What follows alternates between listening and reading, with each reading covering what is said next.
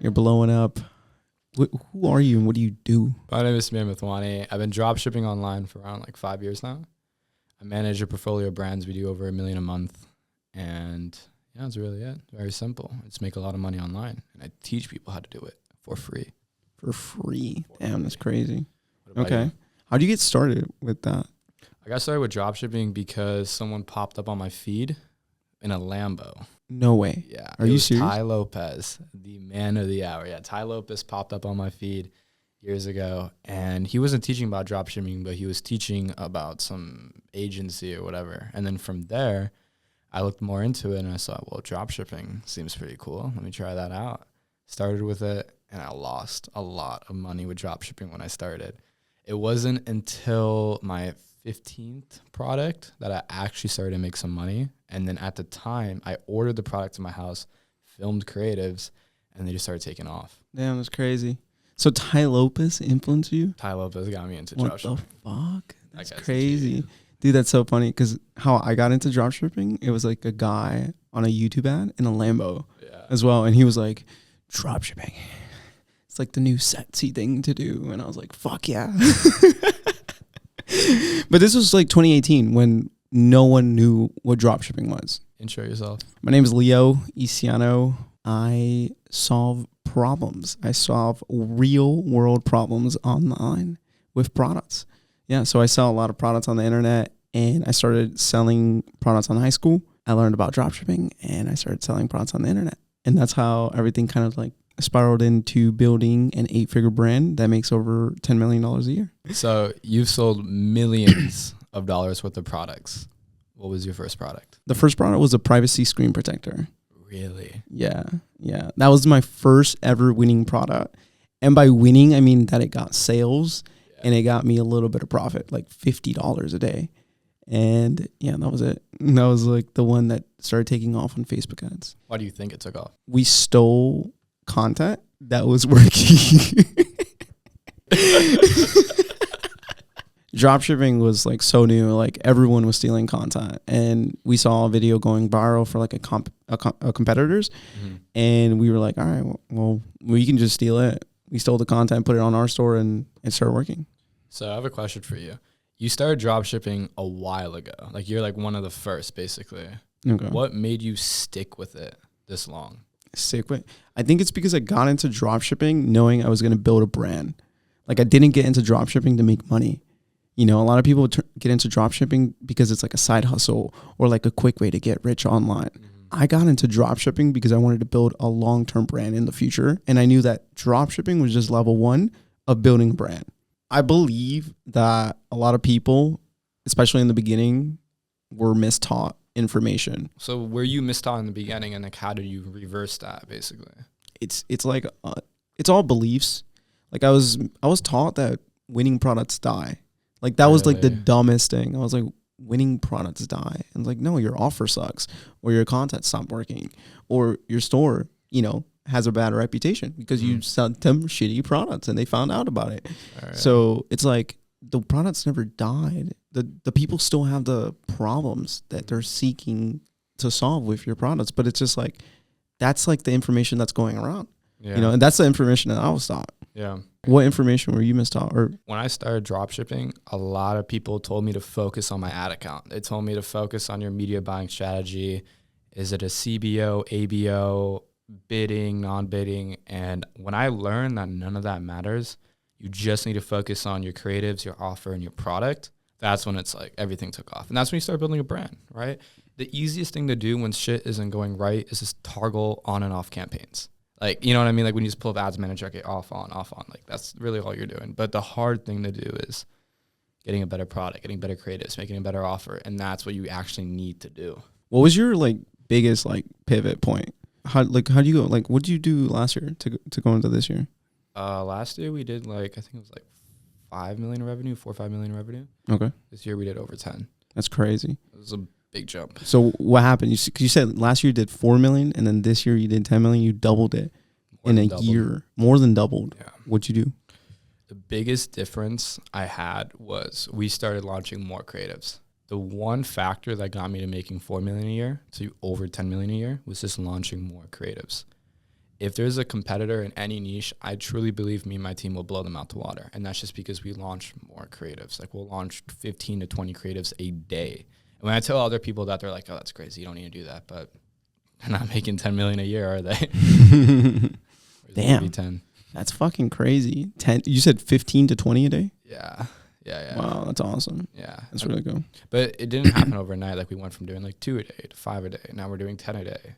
And it's just really intensive. I mean, it costs a lot of money. Like we're reinvesting a lot. So when I tell people, oh, last month we did on this brand like 300K profit, it's not like we're taking that home, right? It's going right back into the business. What about you? Yeah, that's good. And that's good. Same thing. I think there's a lot of factors. So the first year with the brand, or half a year, we did 3 million. The second year we did 9 million. And then this year we'll close off the brand with over $15 million in revenue. So like that's just one brand. And the same thing, it's just content. Yeah. Just content. It's just more creatives, more content, more people posting about the brand. People try to overcomplicate things. I truly feel that too. Yeah. It's like, dude, if more people know about the brand, more people will buy it, period. 100%. That's it. 100%. That's like, that is it. Obviously combine that with good offers, good marketing, run ads, et cetera, but still like, it's just bare bones, you know? 100%. So you would say your biggest pivoting thing was just more content. More content. Yeah. And in the beginning, to get content, you need to run really, really good offers. Yeah. Give me an example of a really good offer. Honestly, I would recommend everyone to read 100 million offers, because that's where I got. Shout out Alex Mosey. Yeah, that's where I crafted all the offers. Yeah, just like irresistible, like a money back guarantee or some type of promise, or like a result backed offer. So our product solves a problem, right? And if the product doesn't solve the problem within a specific time period, they get a refund. That's her offer. Pretty much no risk to the customer. It's like, you can buy this, or you can buy the competition, or they might not even believe that you're going to get the result, you know? Why do you even do drop shipping? Because like, don't you think drop shipping is like saturated, or like what people believe in? Yeah, 100%. A lot of people think drop shipping is saturated, and that's the exact reason why I stuck with it. Because to me, I don't know, call me weird, but I always look at saturation as motivation, because that means other people made money from it and are making money from it. I wouldn't do a unorthodox business model because there isn't proof of concept there. And that's the reason why I love drop shipping, because it's proof of concept, it's not going anywhere, and the majority of people think it's saturated, and let's keep it that way. They don't need to be in the industry. We're crushing it anyway. That's fire. Yeah. That's fucking fuego. Good shit. Okay. So what about when people say drop shipping is a scam? So I get that a lot, especially with my small personal brand. A lot of people comment, drop shipping is a scam. I thought we left this shit in 2014. This is a scam. Every single time I came to the same conclusion that these people are just never going to make it. Yes, like 5 years ago, a lot of people came out with courses. They were selling info on it. But the thing is, drop shipping is not just, it's a method of fulfillment at the end of the day, right? And there's a lot more to it. When you actually dive deeper and you learn that this is a real business model, you can have real customers, you can have a real brand that you can sell a couple years down the line, it starts to get really deep, and it'll never be dead. It's really just beginning. What do you think is the future of drop shipping? The future of drop shipping is definitely going to be AI. There's definitely going to be a lot of AI stuff coming with it. I think on the lower echelon, lower level, it's just going to be people coming up with new stores faster because you use AI. You can use builder.ai to build a Shopify store in 2 minutes. You can use AIs to generate product photos. You can use AIs to generate ads. Basically anything you can use AI for. But on the higher level, people are just going to use drop shipping. Bigger brands are going to use drop shipping to test new SKUs. I think a lot of big brands neglect the fact that they can quickly test new SKUs by using drop shipping. So I think that's kind of what's going to happen. What about you? Wow. What do you think? No, I agree 100% with the latter. I think, big brands are, they're drop shipping right now to test products, but I think more brands are going to do that in the future, 100%. It's huge. I mean, Amazon started with drop shipping. That's enough said right there, period, right? There's a lot of companies that started with it. I mean, a lot of big brands nowadays, like you look at BlendJet, you look at Fiberscope, there's so many of them out there that are 9-figure brands, and we're talking the owners of these brands have hundreds of millions of dollars, and they started dropshipping. When anyone says like, hey, it's dead, they just haven't looked deep enough, and I don't think they ever will, because if you don't have the curiosity to look deep enough without someone like you or me saying it, then you never will. You've obviously made it like successful with dropshipping, and you've taken your brands to, somewhere where a lot of people just never get to, right? Yeah. But in the beginning, what do you think pushed you forward? In the beginning, like, what do you think got you the first couple of sales, or what do you think got you motivated to push on dropshipping? That's a really good question. What got me to keep pushing with dropshipping was one thing, and I don't think anyone else has said this, but it's curiosity. I was genuinely curious at the beginning. It wasn't about the money. I actually did not think this was going to make me millions like it did. I was just curious to see, okay, what happens when we keep testing more products? What happens when we keep doing more creatives? What happens if I just keep going deeper, deeper, and deeper? And it just went really well. Yeah, it's curiosity. But what about when things didn't work? Like, what are some of the mistakes that you did in the beginning that you wish you didn't make? On my first brand, we ordered inventory to my house, and I was shipping my own inventory. I thought that was the dumbest mistake ever. Because looking back, we could have just used a 3PL. Looking back, there could have been a lot of things we could have done. But I was always told that you need to touch the product, you need to feel the product. If you want to be a real business owner, you can't just drop ship it. But that's not the truth. It's not the truth at all. We should have just kept it in China or kept it in 3PL. Yeah, okay. What about you? What was the biggest failure you had in drop shipping? The biggest failure that I had with drop shipping is not starting earlier. I started late compared to everyone that I know. I started entrepreneurship late. I feel like I started entrepreneurship at 21 years old. Mm-hmm. Like, that's like, I'm a fucking adult. You got people watching this who are like 25, 26, and they haven't started. What are your thoughts with that? I mean, it's never too late to start, but like, damn, bro, you better get started. Because like, dude, I think after like 25, after 26, it's really hard to start something. Mm-hmm. And I said this on a TikTok and people got super pissed. I was like, dude, after 30 years old, I think it's almost impossible. Like, very, very small chance of being successful because you have a family, or you have a kid, or you have a wife, or you have so many things that you have to attend to that you just don't have time to start that business or pursue that passion. You know, can't teach an old dog new tricks. So it's hard. It's not that it's not possible. It's just very, very hard. Yeah. That's true. Yeah. And I think the internet space is so beautiful because right now we have 14, 15-year-olds making $100 million. I just saw this 15-year-old get his company valued for $100 million. And I was like, what the fuck?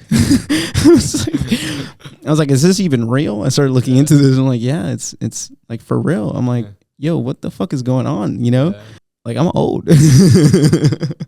You said something big there. You were like, wait, is this even real? So that made me think. When people look at you and look at your success and think, wait, is this even real? What are your thoughts to that? It's hard to justify, you know, what is real and what's not on the internet. Mm-hmm. But I try to be transparent. Yeah. And it's hard to, like, if I give them so much validation that I am who I say I am, it's hard to not believe me. And I experienced this when I bought a Lambo. I experienced this when I moved to the penthouse. I experienced this when I got like the external validations from other people. That's when people started being like, oh shit, he actually made some type of money. Dropshipping actually works, you know.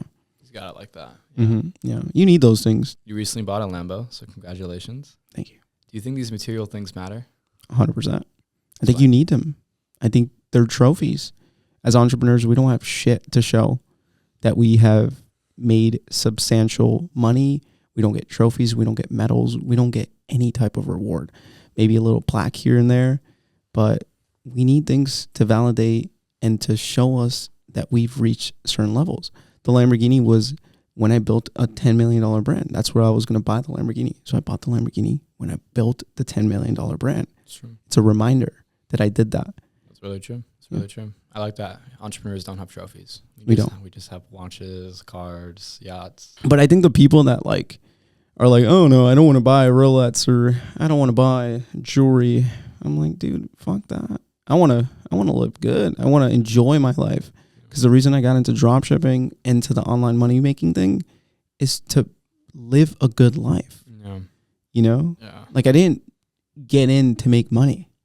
I got in to live a good life because some guy in a Lamborghini told me it was a good life. I think everyone has their own pleasure, right? Some people like material things, which definitely love material things. But for me, the big one was travel. Dropshipping has allowed me to travel a lot. I've traveled over 20 countries last year, and I'm just starting out, right?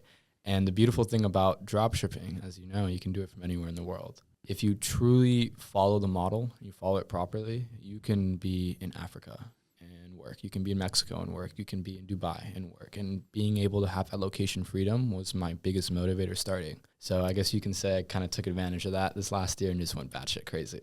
I mean, we were traveling country by country. I think what we would do is we would go to a country, would get like drunk at the club, and we'd be like, okay, where are we going next? Book the flight. Next morning, wake up, go 2-3 days there. Go to the club, get drunk again. Okay, where are we going now? Book the flight, go. It was just back to back to back. I mean, we were like London to Dubai to Hong Kong, China, Tokyo. We were going everywhere. And it's all thanks to dropshipping. When you say it's all thanks to dropshipping, what do you mean? Like, do you travel for free because you dropship? Like, what does that mean? So there's definitely an aspect of that. I think you know I'm going with this one. So with dropshipping, a lot of people don't realize, but you spend a lot on ads, right? So when you spend a lot on ads, like Facebook ads, TikTok ads, you get Amex points, you get Chase points. These credit cards gives you points. These points allow you to travel free. If you truly know how to utilize them, I mean, I haven't paid for a flight in the last like 2 years. That's just because dropshipping gives me so many points. I mean, I haven't even looked at the price of a flight in so long. Crazy. You get paid to run the business. Basically get paid to run a business, yeah. So location freedom. It's everything. I come from a family, my father owned gas stations. He was a small business owner. He had like a gas station or two. And I would always see him work very hard. Like to run a gas station, it's no joke. Like you got to wake up early, go open the store, make sure everything's good. He was running as a businessman. By the end of the day, he was truly self-employed because he's waking up every day and he has to go to work. But that's why when I got into dropshipping, I got into finding other ways to make money. I always looked for something that gave me freedom, right? So that's the beauty about dropshipping. If you truly set up your systems properly, you don't have to worry about it too much. It's really not that much work. You don't have to work 18-hour days to make it in dropshipping. I really don't think so. If you know the right things, you follow the right people, and you learn, it's really easy. I really feel it's easy. Do you think you ever did dropshipping for your family? Yeah, so there's definitely a part of me that got into entrepreneurship because I knew it was the best way to support my family. I knew if I went to college and went down that route, they would have to support me, and I didn't like the idea of that. Not because I didn't want them to pay money out of pocket, which is a huge factor. I just don't want I don't want to be dependent on anyone. Getting into dropshipping allowed me to be independent, and also it took off to the point where now other people are dependent on me, like my family. Wow, that's awesome. So your family now depends on you? In a lot of ways, yeah. I take care of them as much as I can. And dropshipping just helped? Dropshipping did that, yeah. That's crazy. That's awesome. Yeah. That's really, really cool. You said something about like 18 hours and how like you don't need 18 hours or 8 hours a day to run a dropshipping store.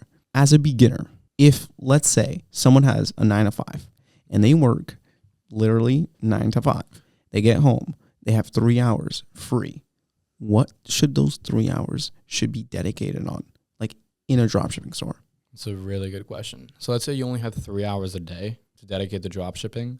You definitely need to find the product, right? So I think most of it would just be doing product research, finding products that are selling, finding products that you can't buy at the mall, you can't buy at Walgreens, you can't buy at Target, finding those products, and then building Shopify stores and launching Facebook ads.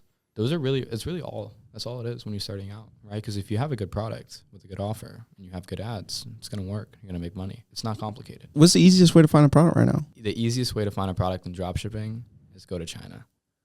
I truly feel a lot of people are sleeping on this.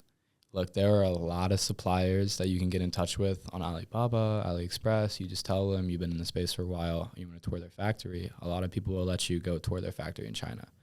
If you have the balls and you truly feel you can make this work, take a flight to China, go to these factories, look at some of the products they're selling, and sell it. That's really all it is. When I went to China a couple months ago, I saw so many winning products. I mean, I have a list of probably like 50 products right now that I could just launch and make $1 million brand out of. And that's just because I said, fuck it, let's go to China. And we toured the factories, and it's been really good. We got a lot of winning products. That's crazy. That's some fucking sauce right there. Yeah. That's gonna blow up. Just side note. I hope so. No, because that's very rare. That's a different, like you've never heard that. Like no one's ever said that. Yeah. The crazy thing is, the reason why I've excelled so much at business, especially at a young age, is because I did one thing that a lot of other people don't, and that's I meet everybody. I do handshake deals. I make sure I see everybody face to face. When you run an online business like dropshipping, you don't meet people. Everyone's like a call away or like WhatsApp, Skype, you know? But when you actually go, hey, I'm going to go over to Vegas to meet my ad account people, or hey, I'm going to go over to China to meet my supplier, or, hey, I'm going to go meet some of my team members here and there. You start to establish real connections, and that's like real business. You know what I mean? Like you have a guy, you know somebody, like that's real business. Why do you think it's important to meet people, especially when you're dropshipping, running an online business? 100%. Yeah. So the reason I feel it's important to meet people is because that establishes a real connection, right? An example of me meeting my supplier a couple months ago. Now I can hit him up anytime and be like, hey, you know, I want to launch a new brand. Give me some winning products. You'll send them over. He knows what's going on in China. He's working there. He's been in the industry for 9 years. If I need more Facebook ad accounts, I can just hit up my Facebook ad account agency because I met them in person. I got drunk with them. I had fun with them. So I'm like, hey, can you give me some ad accounts? They'll be like, yeah, of course. It's the power of being friends with the people you work with. So you think friendship is okay with people you work with? I think you can be friends with people you work with as long as they're not stupid as fuck. I truly feel people who have aligned visions, there shouldn't be discrepancy there. You guys should have the same mindset. There shouldn't be overlap. There shouldn't be issues. But if you're working with someone who might not have the aligned vision and you guys are getting into arguments and it's not working, then you shouldn't be working with them in the first place, friend or not. You know what I mean? What are some characteristics between winning products? So out of all the 200 winning products that I've tested, the common denominator between all of them is they had a high perceived value. That's first, right? So like they looked more expensive than they actually were. That's the first thing. The second thing is it solved a problem or an insecurity. You know, like a lot of people are like, oh, that product solves a problem. Like, what problem does it solve? People don't want to look a little nicer. They want to look uplifted, or they want to be shrink, or they want to be tight. Like, you know what I'm saying? Like they want the actual problem, not like the adjacent solution or whatever. And then the third thing would be it's trending. Things trend. You know, there's things that are just hotter than other things. Like, for example, like Cartier was trending for a little bit. Now it's Van Cleef. Like, there's just products that trend often or trend more than others. So we take advantage of the trend, combine that with high perceived value and the fact that it solves a problem. And those are the characteristics that we follow that allow us to scale to millions of dollars with dropshipping. Okay, what Shopify theme did I use? Motion. I use Motion, yeah. You heard it here, folks. Motion. Dude, the theme has nothing to do with your success. That's like when people say like, oh, how do you remove the powered by Shopify on the bottom? Like, bro, that's not going to get you more sales, brother. Sorry to break it to you. I'm sorry to break it to you. That one's not going to be it. You need to run more ads. What's the worst business model to start? The worst business model to start. Anything that has any high upfront costs. Anything. Like, it's not a specific business model, but anything that requires you to invest a lot of money is not good, because your risk there isn't calculated. I started dropshipping because it's a low barrier business model. Mm-hmm. You don't have to invest in inventory. You don't really have to pay for anything. And you make money the moment you start getting sales. The moment you put money into the ads, you start getting sales, you make that money back. So it's like low risk. Any other business model doesn't have those fundamentals. And like, people are like, oh, well, I'll start a social media marketing agency. I'm like, fuck that, dude. I don't want to be I'm going to say this, and it's probably going to hurt a lot of people. A social media marketing agency is not a real business. Boom. Explain. A social media marketing agency is not a real business because it feels like you're just an employee to your clients. That's what it feels like. And I've ran one before. That's why I can say that. And shout out to everyone running an agency. Great. Awesome. Cash flow as fuck. But I don't truly think it's a real business.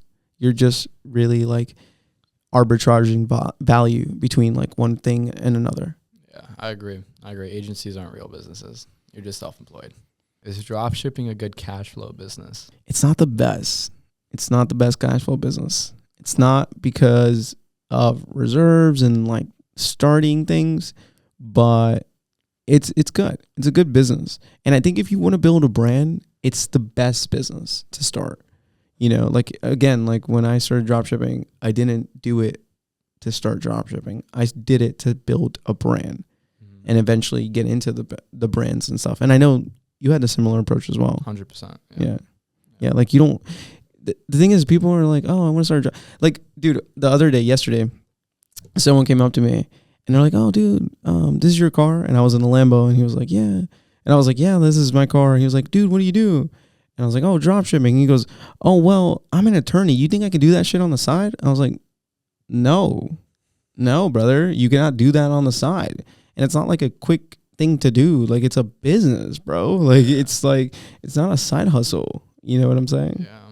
I got a lot of people come up to me like, hey, can I do this? Like 1 hour a day? Come on, man. An hour a day? Bro, that's so crazy. I strongly think that people do not understand how much work is required to be successful. How much work you think you put in to become a successful dropshipper? You know, I look at it in terms of how long I've been in the space. It took me like 5 years to get to a point where like I'm confident in my abilities to where if I lose everything tomorrow, I'll make it back in a couple weeks, you know? But it was definitely a lot of 18-hour days to get to this point. I can say that. If you lost everything today, you said in a couple of weeks, you can make it back? If the money in my bank account went to zero right now, it would take me a week to get at least 30K. Damn. And the main reason is because I know which products sell and I would just launch those products. That's all it is. Once you know what products are good, what ads are good, what offers work, I mean, you can just launch a brand tomorrow and just scale it. 10K days, 20K days. Once you know, you know. And that was one of the big reasons why I actually took the leap to go to China, was because I knew once I had more products in my stash, then I'm never going broke again. This is never going to happen. I just know too much. It's what you know. Mm-hmm. You know what made me really confident? What? It was taking care of my family. That was the big mover for me. It wasn't a nice watch or like the designer clothes. It was like flying my mom to Spain or like sending my sister a bunch of money just because why not, That's what made me feel like, yo, I'm top G, bro. I'm that man. You know what I mean? Yeah. And I think that's a big thing. I think everyone has their movers, Some people, they get confident when they put on Dior, when they put on Chanel, whatever it is. But to me, like, I wear nice things because, I wear nice things because it feels nice. But the confidence really just comes from being a man, like doing what man should do. Gotcha. What do you think a man should do? I think a man should take care of everyone around him as much as he can. I truly feel. Call me traditional, but if you're not a man to me, if you don't take care of your family, if you don't try to take care of the people that you love, because as a man, you should provide. Why the personal brand? The reason why I'm focused on building my personal brand is because I truly like helping people. Like, this is going to sound weird, but I feel like I have enough money, and I'm making a lot of money with my e-com brands. I don't need to dedicate more time to making money. I want to dedicate more time to helping people. Like, we actually do free calls every single week in my Discord, and it's free. Like, no one pays $1, and I give away everything for free. Because every morning when I wake up and I go through my DMs and it's some kid in Africa saying that he made $1,000, or some guy that bought a couple courses, didn't make any money, but he stood on an AMA and now he's making money. Those are the things that actually make me happy. You have a lot of success stories on your Discord? I have a lot of success stories. I don't even keep count of them, because the thing is, it's not like someone paid for the consulting and we made them make money. It's just people who are like, hey, like, I listened to your Discord and I listened to the free AMA and now my stories are doing 30K a month, or just left and right. You know what I mean? Wow. So yeah, we got a lot of success stories. That's amazing. It's probably the best feeling in the world, right? The reason why we have a lot of success stories is because we don't preach the traditional model of dropshipping. What is the traditional model of dropshipping? Traditional model of dropshipping is find the trendy product, build a Shopify store, and launch some TikTok ads or whatever. What we preach is branded dropshipping, right? So we tell people you need to build a brand around your product. You need to make sure your ads are branded. You need to make sure you have a branded offer, which is a unique offer. You need to have a branded store. Let's say you're selling a sunset lamp. It can't just be sunset lamp. It has to be X sunset lamp, like your brand name sunset lamp, right? So you're just creating a branded feel around your product, because people don't buy from dropshipping stores. It just doesn't happen. People buy from brands. The only way you can stay afloat in dropshipping is by having a brand. Unless people would just go to Amazon and buy the product, go to eBay and buy the product, they're not going to buy from you. How do you feel about like people going to Amazon? Don't you think like some of your customers would just not buy the product from you and go to Amazon instead? So someone told me the other day that dropshipping and e-commerce is the worst business model out there, because Amazon is taking over. Amazon is going to be the biggest thing ever. Like, you have no chance, right? And I thought it was the stupidest shit ever, Because the thing is, if you do e-commerce correctly, if you do dropshipping correctly, you create a brand that then can get on Amazon. Look, Amazon is just a platform. Amazon isn't your competitor, it's your friend, right? And that's the mindset you need to have if you want to build that $1 million brand. Amazon is not your competitor, it is your friend. Yeah. Hell yeah. That's That's a sales just channel. fire, bro. Talk to me about TikTok Shop. TikTok Shop. TikTok Shop is blowing up, man. It's coming in. I think it's going to not beat, but at least compete with Amazon for sure on like a very high level. It's still new. TikTok Shop is like very, very new. It's the big brands are getting on there now, but it's a big wave, man. How can the everyday person utilize TikTok Shop to make a lot of money? You can dropship, but you have to have US fulfillment. And if you can have US fulfillment, have a good customer service team, then you can really get on TikTok Shop and start monetizing. But if you don't, if like you're like an amateur and like you're just starting dropshipping, I don't recommend it. I think anybody could make $10K a month with TikTok Shop, and they're going to do it by finding something that they're good at. So let's say they're good at writing essays. All they need to do is make a small PDF on how you can ace every essay you ever take. And then you start a TikTok shop off of your profile, selling that PDF using TikTok Shop for $5.99 or whatnot. You just need to post videos every single day, and people will buy your PDF. And it's basically a free business model. You can start no barrier of entry, very low cost, no cogs, basically. And you can make $10K a month with that easily.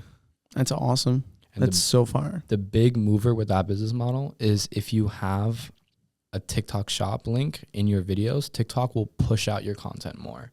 So it's really easy to go viral. Anybody watching this who has some skill, or if they don't find a skill, you can make money off of it. Info products. Really?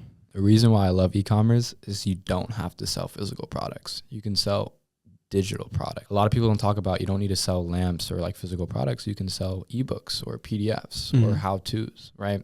I know a lot of people in my Discord actually have made over 10K a month selling PDFs on things that they're good at, right? So there was this one kid in my Discord who was really good at building Shopify stores. And we had a call and I'm like, why don't you just try selling like a PDF or something on that? And he made a TikTok Shop link and sold a PDF on how to build a good Shopify store.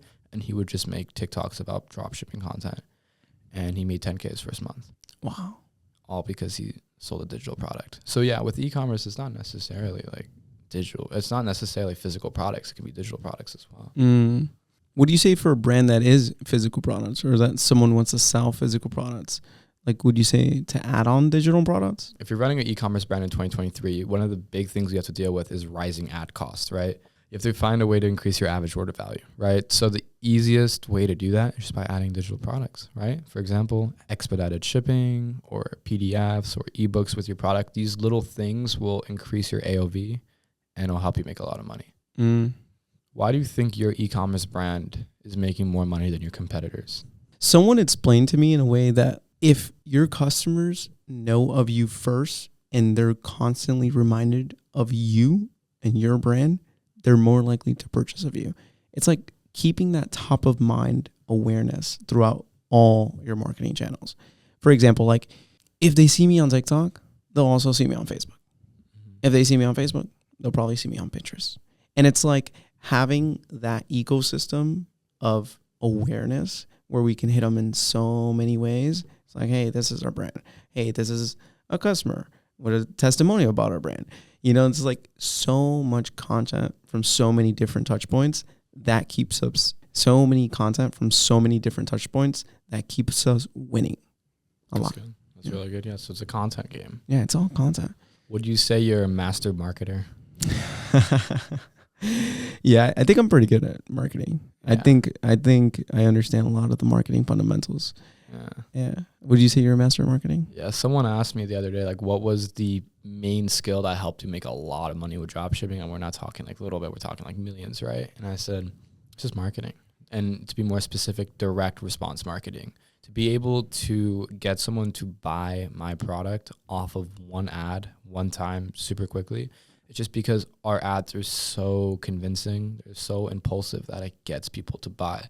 So once you learn how to do that, you will crush it. And not just drop shipping, but any business you go into. And that's what we teach people in the Discord for free, is literally how to get really good at direct response marketing so you can start an e-commerce brand and make a lot of money. If someone, like if you were to paint a character as a successful dropshipper and they had a list of skills, what were those skills that they need to become really, really successful? It's a really good question. So like to master a dropshipper, his best skill would be direct response marketing. Okay. He's really good at running ads, knowing how to make the ads, et cetera, et cetera.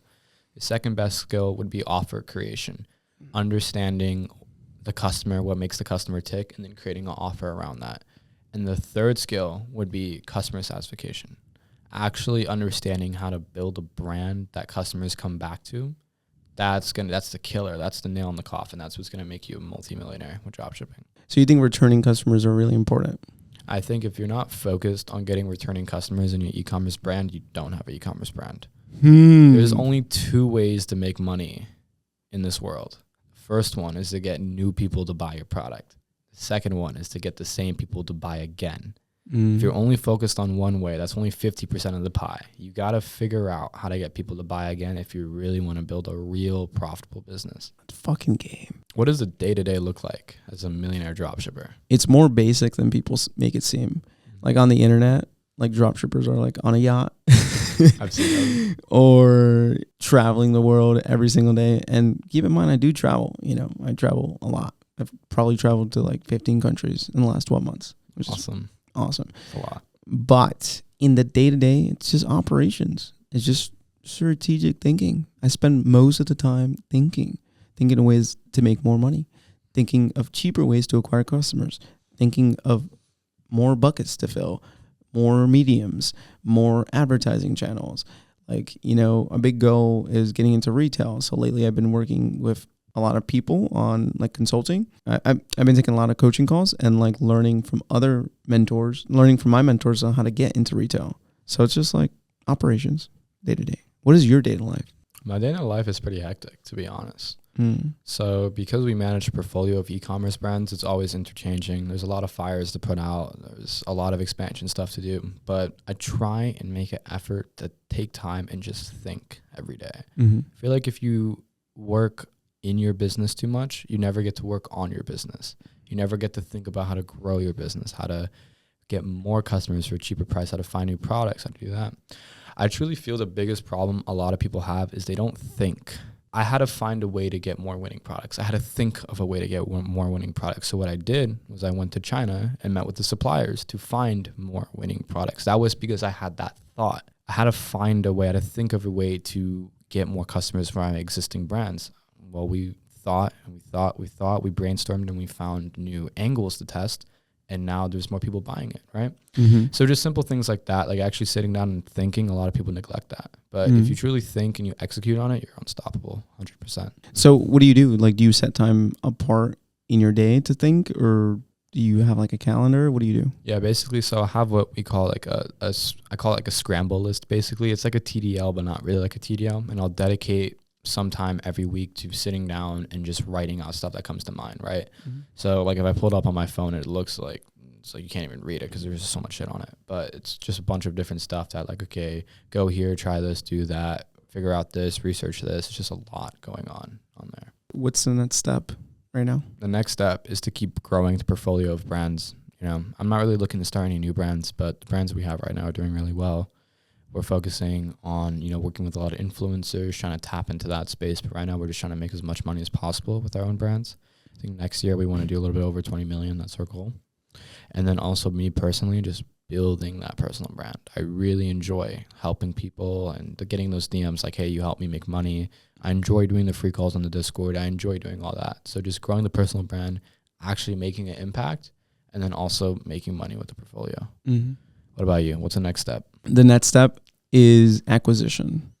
So right now we are at $10 million a year and we're growing 10, 20% every single year. That's the goal, right? But in the meantime, I'm building the personal brand so I can acquire brands, because we truly believe that what we have learned through all the years of, you know, building this brand and building dropshipping stores, we can apply it to any single brand, right? So like the offer creation, the ads, the influencers, the affiliates, the things that made our brand successful, we can apply all those things to any single brand and really skyrocket it, you know? So, and build a portfolio.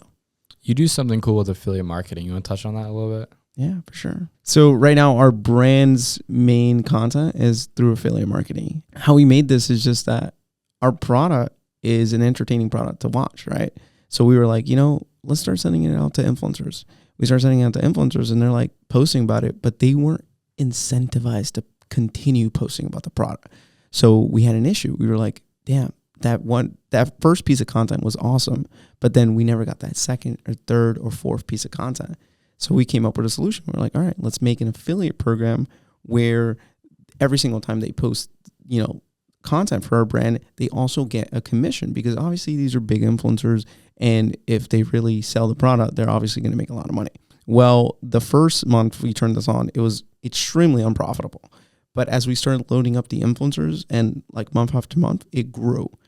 And right now we have like several influencers right now making over $20,000 a month in commissions from just selling our product. That's crazy. Yeah. So people are making more than 6 figures a year just selling our brand, our branded product. That's crazy. But yeah, that was like the solution. That's like the solution we thought of, Going back to the thinking. Yeah. Sometimes you really got to think. You're like, okay, well, I need more content. And the solution might not be, I need more content. It might not be as simple as you think, but like if you start looking at your business from an outsider perspective, you're like, all right, well, let's try this hypothesis and let's try this hypothesis and let's try this one. And then, you'll eventually find one that skyrockets. That's good. I like that. Mm-hmm. Question. Are you content? I'm proud, but I'm not satisfied. Explain. I don't think I'll ever be satisfied. It's nothing. It's just a step. Someone asked me, like, dude, are you successful now that you bought the Lambo? I was like, dude, I feel broke. Dude. Like, dude, I love business and I want to keep doing it for the rest of my life. And Simon Sinek has a great piece on this. He goes, we play the game of life or the game of finance like it's a finite game. And it's like actually an infinite game. There's no levels. There's no competition. There's no winners. The game is to play the game. That's the actual game. That's like everything. That's huge. It's like that's all it is, dude, because we're going to fucking die one day, Sure. Like no one's going to remember us. No one's going to fucking care. Like, and it's just to play it. Like, that's all I want to do. I just want to continue playing it. And yeah, at some levels, I will have a Bugatti, I will have $50 million mansion or whatever. I don't know. Do you think you're different because you think that way? 100%. Yeah. No. I also think I'm different because I have no timeline. When I got into dropshipping, I never asked, how long is this going to take? I was always like, I'm going to do whatever it takes and do it for however long. Mm-hmm. I was not like, oh, next week I have to make a sale, or next month I have to do this. I'm just like, I'm going to allocate all my resources into this thing and make it work regardless. Mm-hmm. That's my thought process. Not, oh, fuck, next week, Yeah. Yeah. So yeah, I think that had a lot to do with me being successful with dropshipping. And what's funny? The timeline was wrong, 100%, or like what the imaginary timeline, because I never thought in a million years that 5 years later from working at Metro PCS at $9 an hour, I was going to have a brand that makes $10 million a year. Like, never for 1 second thought that timeline was possible. Mm. So you heard that quote, when it rains, it pours. Do you feel like that happened to you? 100%. 100%. The first 2 years were rough. We actually didn't make profit the first 2 years of dropshipping. Really? Yeah. It was sad. Yeah, it like, dude, I remember I was like, do I even believe in this dropshipping thing? But it's like we were doing the business so wrong. Yeah. Like, we had horrible customer service. We had horrible products, horrible fulfillment times, horrible content. And it's like, how do you expect to win, when like everything that you're doing in the business is bad? But we didn't know what bad looked like, So the first 2 years we didn't make a single dollar. And then the third year we just skyrocketed. I'm talking about like the third year we were traveling and, buying cars, living in penthouses. Like, it was that big of a change. Do you believe in manifestation? I believe in manifestation, but I don't believe in manifestation without action. I believe in this universe, you have to give to get. There's always some sort of sacrifice to be made to get something. And to truly manifest, to truly convince yourself like this reality is going to happen, you have to give something up, right? You can't burn a candle without a flame, right? So in order to manifest properly, you have to sacrifice something in some ways. For example, if you're manifesting becoming rich, you have to not watch that TV show at night. You have to go work. If you're manifesting to have a good body, don't eat the donuts, you know?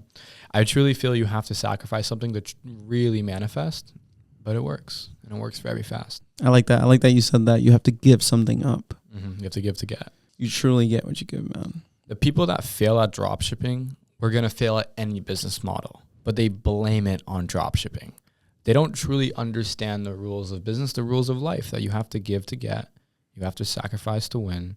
There's rules in place. These are the rules of the universe. And if you don't understand those rules, it's not going to be dropshipping. It's not going to be starting an agency. It's not going to be selling drugs. You won't even be a good drug dealer. You just wouldn't be able to make money in any aspect if you don't understand these rules. So before you go learn how to start a Shopify store, before you go learn how to launch ads, go learn these rules. What are rules? Define your rules. So rules are just part of the universe, right? I truly feel the biggest one is you have to sacrifice to gain. You know, if you're making 10K a month, there's something you have to sacrifice to get to 30K a month. It might not be more work. It might be adopting a new mindset, a new thought process. If you're not making any money and you want to get to making money, then you have to definitely sacrifice your free time to work. I mean, there's just certain things that need to happen in order for you to level up. If someone was starting off, what is the first sacrifice they have to make? If you're starting your entrepreneur journey, the first sacrifice you have to make is your friend group. Oof. Why? Because those people are going to hold you down. I hate to admit it, but as you grow, you need to surround yourself with people that align with your vision. Your initial friend group, no matter how much they're going to support you or how much you think they're going to support you, they're not part of your vision. Your journey in this game has just begun. And if you stick with the same people that hold you back, it's not going to go so well. You need to break free of them, kind of like a slingshot. What do you mean like a slingshot? So when you're around people that hold you back, you can kind of think of it like a slingshot. You're slowly getting held back and held back and held back and held back. But when you finally make the conscious decision to be released, to be free, it's like a slingshot. You get propelled forward. And I saw the same thing in my life when I stopped talking to the people that were somewhat my old friend group or the people that I used to hang around and used to just kick it off with. I propelled forward very fast because it wasn't even about the conscious. It's about the subconscious. Now my energy is different. Now I'm just with me and my thoughts and my business. And that's what I put most of my time and energy into. And that's what grew. Your friends. That's the first sacrifice people have to make.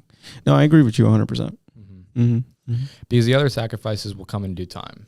They always come. If you cut off your friends, you're definitely ready to sacrifice. Yeah. I also think life moves in seasons. Oh, yeah. Like I truly haven't had a friend for probably more than like a year or two. Mm-hmm. And it's just because I evolve, you know, like I am not the same person I was 6 months ago, and not like on some real shit. Like I am definitely a different version. Yeah. I make different money, you know, I do different things, and I'm constantly evolving. And I feel like it's hard to find people that evolve with you at that rate. 100%. 100%. I truly feel if you're not moving fast, you're not moving at all. Yeah. Because life is a fast game to begin with. It's fast. You only have 70 summers. You only have 70 winters. You only have 70 springs until you're off. So if you're not moving fast, you're really just in one place. The moment I cut off all my friends was the moment I propelled forward. Yeah. That was it. That was like the first thing that I did that I was like, oh my God, this is really scary, you know? But the moment I did that, I fucking started seeking out other friends, because it's like that void still needs to get filled. Mm-hmm. You know, like the friendship void needs to get 100%. Filled. But it's like it gets filled differently now. 100%. With like better people. Yeah. I'm a big believer of just like, dude, if you're around rich people, you get rich. 100%. That's it. That's all it is. And it's like the biggest hack to getting rich. The biggest hack. Dude, like I moved into my penthouse and there's neurosurgeons, there's, you know, football players, there's people that make millions a year. There's this guy that has a software company. He makes like $50 million a year. How do you think I feel? Mm-hmm. Like I want to level up, you know? And it's just like being around that energy. That's what propels me forward. People are like, why would I pay $7,000 a month? I'm like, yeah, but my guy's not talking about fucking watch the hockey game on the weekend. Yeah. You know, he's talking about what business he's acquiring for 8 figures. The conversations are different here. You know, that's why. So you're moving into a beautiful place. Yeah. Next week, moving into Brickell, Miami. SLS Lux. It's a very nice building. Oh gosh, Exciting times. I think the biggest thing that pushed me to make that move to Miami, definitely going to be the energy, right? I love Tampa. I grew up in Tampa. I have my family here. I started my businesses here. A lot of my friends are here. But the thing is with Tampa, you cap your superhero. I believe everyone is their own superhero, and you really can't become that Superman if you're in Tampa. But when you go to Miami and you're around these people that are just balling, making a lot of money, and they're just more advanced in life, not even financially, but spiritually, mentally as well, and you surround yourself with that, there's now like a new uncharted territory that you can grow in. It was the biggest move for me. So 20 million next month. 20 million next year. I said next month because like you're moving to Miami. Yeah, I mean 10x that. But I was traveling for the longest time. Like there was a period last year where it was just me. I was just bouncing between country. It was just it was really taxing, right? I mean, I was getting work done, don't get me wrong, but not having a base does do something to you. And I truly believe when you achieve ultimate freedom, you are imprisoned by your own thoughts. And the reason why I feel that is because everything becomes your fault. If I'm in Budapest and I feel like I'm not having a good time, it's not because I have a job here, I have to stay here. It's because I chose to be here. Now I have to go somewhere else. Let me go to Dubai. Now I'm in Dubai. It's too hot. Why am I here? Okay, let me go somewhere else. Okay, let me go to Spain. Okay, now I'm in Spain. They're drinking too much here. It's too much partying. I need to go somewhere else. Let me go back to Dubai. It just becomes this rat race of your own. And that ultimate freedom, having those wings, I truly feel imprisons you in some way. Yeah, everything has like a mats, you know? Yeah. You think financial freedom or like at least money itself has a maximum enjoyment? I think you can only enjoy money to a certain point. After you've done the supercars, you've done the traveling, you've done this, you've done that, nothing really matters that much. I think the most enjoyment I've gotten out of money has been 2 things. 1, definitely taking care of the family. And 2, doing stupid shit with your boys. That is the funnest thing because it's kind of like you're back in high school, but now you have millions in the bank. So you guys can go to the best club, get the best table, and just be stupid. Or you guys can go take spontaneous trips. That is what makes it worthwhile. Yeah, but there's no better feeling. Like it's, dude, bro, most underrated like thing ever is to have rich friends. It's like to be rich and have rich friends. Like, dude, we don't like it here. We don't like the weather here. I'm like, we'll fucking get out of here. Like, we'll go anywhere else. Literally, go make money anywhere else, and that's like the best part, dude. 100%. You know, they used to say this a lot. People say this a lot. People say that it's lonely at the top, but it really isn't. I truly feel people just say that so you don't try, because few people feel better when you don't try because they know that you're just like them.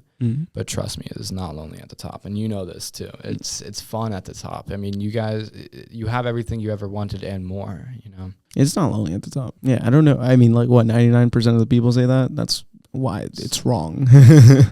So question, when you were starting your entrepreneurship journey, what was the worst advice you were given? The worst advice that was given when I first started my entrepreneurship journey was to try out a lot of businesses. That was horrible. I tried everything. And I realized, for example, I tried social media marketing agency, I tried dropshipping, I tried Amazon, I tried eBay. Like I tried so many different business models. And what I quickly realized is they all work. And they're not working for me because I'm giving 10% effort to all of them, you know, when they require 110. If I were to go back and tell myself, like, only focus on one thing and whatever that thing is, it's going to be successful as long as you focus on that one thing, I'll be way better off. I would have been like 10 levels ahead. What was the worst advice you've ever gotten? The worst advice I think I've ever gotten, especially when I was starting my journey, was it's more complicated than you think. A lot of people, especially at the beginning levels, like to tell people that it's more complicated than that. You have to do this, you have to do that. You're not accounting for this. But truly, if you stick with something long enough, like you were saying it, and you're persistent with it, it becomes really simple. Like I truly feel now starting an e-commerce brand is like looking at the back of my hand. Like I know exactly what's going to happen, how to do it, what to do, you know, when to do it, timing, where to get the ad accounts, where to launch the ads. Everything is so simple, and that's just because I studied it and I stuck with it. A lot of people discredit how smart they really are. Like if you went through, grade 8 of high school, you have enough knowledge to start an e-commerce business. If you can do algebra, you can definitely run ads. It's not hard. None of it's complicated. It's just you need to learn it, It takes time. You got to craft this. You got to, sharpen your sword. 100%. 100%. I think the worst and best thing about dropshipping is that it takes time to make money with it.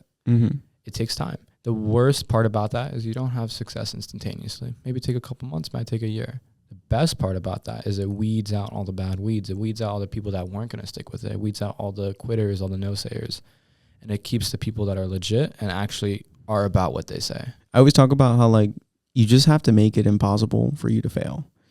And realistically, if you just stick to the plan, like you said you were going to stick to the plan for a very long time, it should be impossible for you to fail.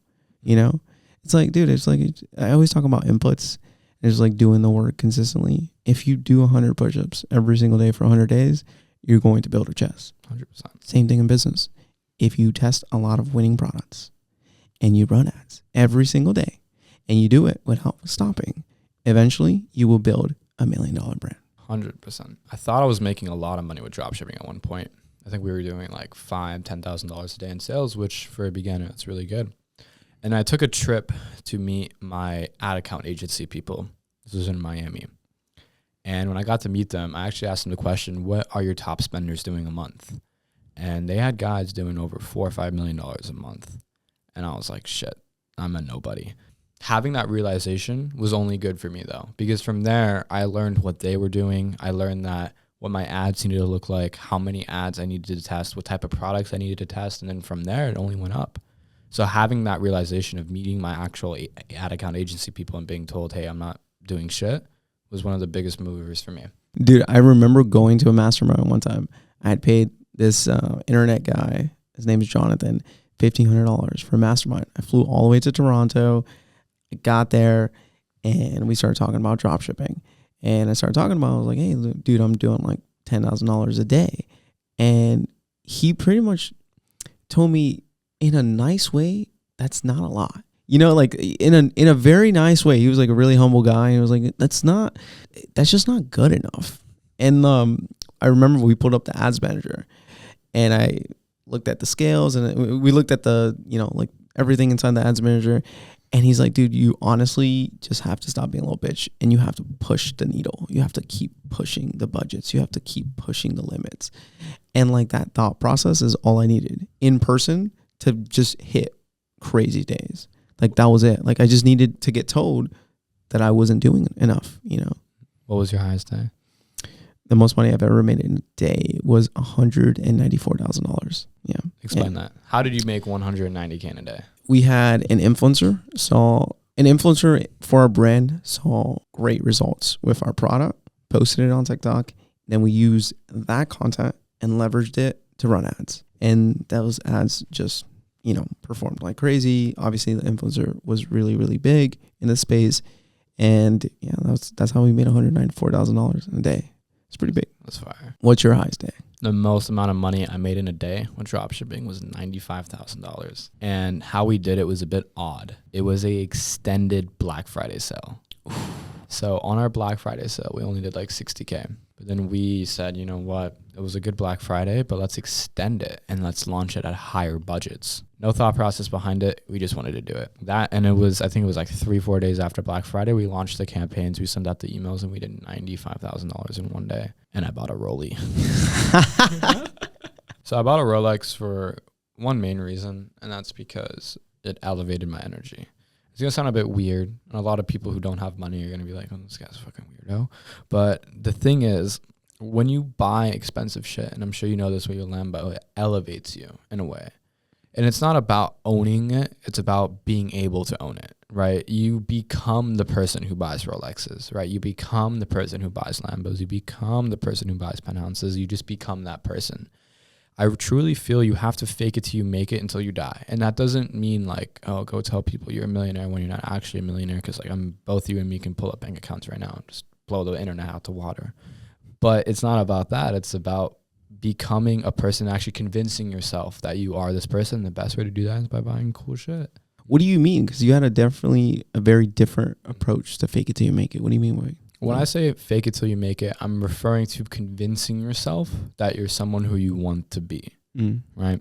So if you want to be a millionaire, if you want to be a successful entrepreneur per se, you need to buy expensive shit. You need to buy cool shit because that's what a successful entrepreneur does. I don't want to hear these BS comments like Warren Buffett drives a Toyota. I don't give a fuck. Look, I don't care. Most successful entrepreneurs, they buy cool shit. They buy cool stuff. And if you want to convince yourself that you are this person, it's more of an internal thing than it is external. And I'm sure we both know that. So buying the Lambo, buying the Rolex, these are things that convince yourself, changes your paradigm, and makes you subconsciously more rich. You know, people say the whole Warren Buffett shit, but like the man owns like so many jets. Everyone has their pleasure, yeah. What's the best purchase you ever made? Honestly, I'll keep it candid. The best purchase I've ever made in my 20s was the Lamborghini. It's the ultimate car that I've always wanted. It's the dream car, you know, and I wanted to get it. And that's why I got in the game. That's why I got into dropshipping, and that's the purpose, you know. So now that I got it, definitely the goalpost has been moved further back. So now it's a Bugatti, but you know, it's the game. You know, you got to keep playing the game. That's definitely the best purchase for sure. Yeah. What was your best purchase? The best purchase I ever made was my first dropshipping coach. And it wasn't because he taught me how to dropship. In fact, I didn't really learn much from it. But what I did learn is I wasn't taking my education seriously. Just like in school, when you want to take a test, you educate, you study, you do all that to pass the test. Why don't we do the same thing to becoming rich? I realized that there was a lot out there I still needed to learn. There was a lot more coaches I needed to hire. There was a lot more courses I needed to take. There was a lot more stuff I needed to do to become rich. I was very young at the time. So yeah, that was the best purchase I ever made. I love that. That's awesome. Do you think people should go to business school to get into business? Absolutely not. Absolutely not. I think you can learn a lot more from YouTube University than you can learn from anything. I learned everything about dropshipping from YouTube. But then to get like the shortcuts and to get like the advanced stuff, I paid people. I got in this huge argument with my business professor because he was teaching me about business and shit like that. And I was like, what businesses have you ran? And he's like, whoa, I ran like a business like 20 years ago. And I'm like, you have no authority to teach me about business because you have nothing. You have no authority to teach me about business because you have no proof of concept that this thing still works today. That's the problem with business and education right now. It's outdated. You know, it's like you can teach the principles. Yeah, you can teach the fundamentals, but everything I learned in school is outdated. You know, like there's nothing that is going to work right now. So if you want the most up-to-date stuff, YouTube or coaches, you know, there's nothing wrong with just budgeting out $300-$400 for a consulting call. You'll learn 10 times more of that than any business professor could ever teach you. Bounce off that, a big contributor to why people don't succeed with dropshipping is because they're scared to educate themselves. I think people are too wired by the system, and I was at one point too, that outside education, outside of school and university is just BS, right? And when I actually made that conscious decision to start, you know, joining Discords, paying money for courses, paying money for mentorships, that's actually when I started to see success, because I started to become the person that it was impossible to not fail, right? If you've spent a lot of money on courses, if you spent a lot of money on Discord communities, if you spent a lot of money on trying to make it work, you get to a point where it would be harder for you to fail than to not succeed.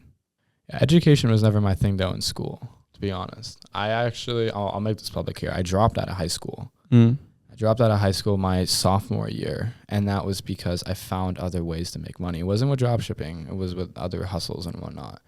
And I was a good student too. I had really good marks, but I dropped out because I knew it wasn't for me. And the crazy thing is that my family wasn't really opposed to it because they knew I was a smart kid, right? I know a lot of people DM me that are in high school. They're like, yo, I want to dropship. I want to do this, you know, different model of making money. But my parents are like, hey, that's stupid. Don't do that. I actually had a lot of support when I first started with my family, which was huge. Yeah, no, when I dropped out of college to pursue dropshipping, my mom cried.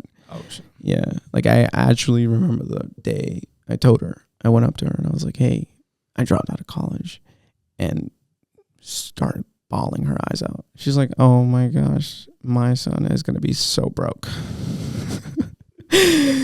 Yeah. Well, mom, you're retired. So shout out to drop shipping. But yeah, like they're just parents trying to protect me. And I guess I understand now, looking back at where she was. She just was trying to protect me. She thought that was the best thing for me to do, which was to learn marketing, to learn business from a college. That wasn't, obviously. Are you the first millionaire in your family? Yeah. How does that feel? And not just even, like, not to like brag or anything. I'm not the first millionaire in my family. I'm like the first millionaire in my fucking family, close family, cousins' family. Like, I don't know anyone literally related to me that has made any substantial money. And what's crazy is to see the differences that I have between everyone else, you know? And I'll just name a few. Obviously, like learning from others, you know, investing in myself, delusional confidence that I was going to be successful. And yeah, like I don't know anyone else in my family that's like really, really successful. Are you the first millionaire in your family? Liquidity, yeah. I think because I come from middle class, I'm not going to lie. I come from like super poor now. We were middle class growing up. But I think accounting for, because middle class usually carries a lot of debt. I know my grandparents have carried a lot of debt. I'm second generation because my grandpa came here from Pakistan. We really didn't come from a lot of money, right? So yeah, liquidity, yeah, first millionaire and youngest as well. Yeah. Shout out dropshipping. Shout out dropshipping. Yeah. Dropshipping has changed so many people's lives. It really has. Yeah. Now, this is something I've noticed. Dropshipping gets a lot of hate. What do you have to say about that? Dropshipping gets a lot of hate because it's very hard. Like, it's not easy. It's the only business model that requires like you to be good at 8 different skills. like you got to be good at marketing. You got to be good at offers. You got to build a good product. You got to build a great brand. Like, there's so many skills that require you to be good at for you to be successful with dropshipping. So that's why they get hate, because it's like, dude, you might be good at making TikToks, but are you really good at advertising? No. You know, like you might be good at making the website look good, but does it convert? So it just gets hate because people don't ever get good at it, you know, and they never really fully pursue it. Yeah. You know? But once you get good at it, it fucking pays. Yeah, I think dropshipping gets a lot of hate because it's really easy to explain. And I'll explain this. A couple years ago, a lot of people were selling courses on dropshipping because on paper, it was very easy for them to explain how to do it and people were buying into it. These courses were shitty. I have to say, there was a lot of shitty courses on dropshipping out there. But a lot of people did get scammed. A lot of people didn't get, there's money worth, and a lot of people failed. And I think that's why dropshipping gets a lot of hate, because from a couple years ago, that's still that negative stigmatism around it. And that's why when I preach my education to people, I don't try and convince them. I genuinely tell people, hey, we have a free Discord. We do weekly calls for free. All you need to do is join the call. If you like what you hear, then you can learn from us, right? And as much as I hate to admit it, it is, as you know, it's a very black industry. There's a lot of negativity around it, a lot of scammers in it. But there is good out there. And if you listen to the right people and you truly go off your intuition, I really feel a lot of people can learn from people like us and make a lot of money. It is easy to explain, like really too easy. Probably from China, boom, boom, ads gone, Done. Shopify done. It's not easily done at all. Not at all. Mm-hmm. Not at all. There's a lot of intricate levels on it. And that's why I don't hold back information. Like, how much do you spend on your dropshipping store? We spend close to $1 million a month. Yeah. Okay. To do around $2 million in revenue, $2 to $3 million in revenue, we have to spend around $1 million just on ads, team, influencers, creators, and all that. So yeah, we spend around $1 million a month. Okay. And personal, I'll probably spend around like $30K a month. What's the most important life lesson you've learned from becoming a millionaire? Focus on the macro. And I actually learned that from you. I like that one a lot. Focusing on the macro, right? I think a lot of people get too focused on the micro, like, oh, this isn't working out, or, oh, this building didn't approve me, or, oh, this girl didn't text me back. Whatever the issue is, I think being able to zoom out and notice that nothing matters is one of the most important skills anyone can have, millionaire or not. It's crazy, dude. What was the biggest life lesson you learned from becoming a millionaire? Like, what have I not learned? That's a good, yeah. Yeah, like, I learned that, like, everything is temporary. Like, everything is temporary, and you have to evolve quickly. Products evolve quickly. My business evolves quickly. Advertising evolves quickly. and you have to evolve with it, if not faster. Like, for example, 3 years ago, we didn't have TikTok, and like people are just getting on TikTok. I'm like, dude, I got on TikTok in 2020. Like, where are you at? You know what I'm saying? Like, you have to evolve very quickly and understand where business is going and then capitalize on those things.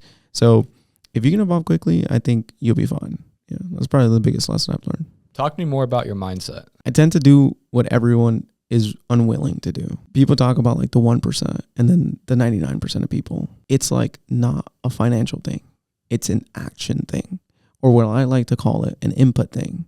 If you just do the thing that most people are not willing to do, you'll get results that most people never get. And it's like, if you can train yourself into doing the hard things, waking up early, doing the work, going, being consistent, launching that brand, launching that store, you can train yourself to do these things. You'll get the 1% outcomes. 100%. Yeah. You know, the crazy thing is most of the people watching this right now already know about the be the 1%, don't be the 99%, do the hard work, wake up early, do this business model, do that. They already know it. Mm-hmm. But the ones that are going to succeed are the ones that take action and are bold. The action takers take over. The ones that just sit and ponder, they don't go anywhere. We live in a society where all the information is available. Most people already know what they need to do. Now you have different types of people who deny it and hate on it. There's people who consume it but don't act, and then you have the people who act. And the people who act are the ones that are here, you and me. Mm-hmm. And that's the reason why we're here, and that's the reason why they're watching us, not us watching them. Damn. If you were to go back to the younger version of yourself, non-multimillionaire, non-successful dropshipper self, what would you tell him? I'll tell them to not complicate it. I think there's a lot of points in my career, my business career, where I started overcomplicating things. I started to overthink certain things, and it halted me. I would tell myself to not overcomplicate it and just focus on speed, because truly, if you're moving fast enough, everything will work out. If you're not moving fast, you're not moving at all, right? So just focus on speed and don't overcomplicate it, and everything will come in due time. I love that. What would you tell your non-millionaire younger self? Invest a lot more. Education is everything.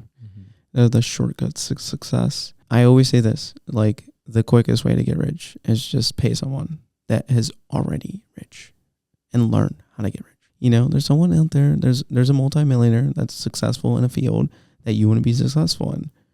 Learn from them. That's it. It's not complicated, but it's like that principle for some reason goes right over people's head. So honestly, if I were to go back to my younger self and just been like, hey, start taking the money that you're making from your job and investing it into people, I would have been multimillionaire way, way, way, way faster. That's sauce, bro. Yeah. All right, man.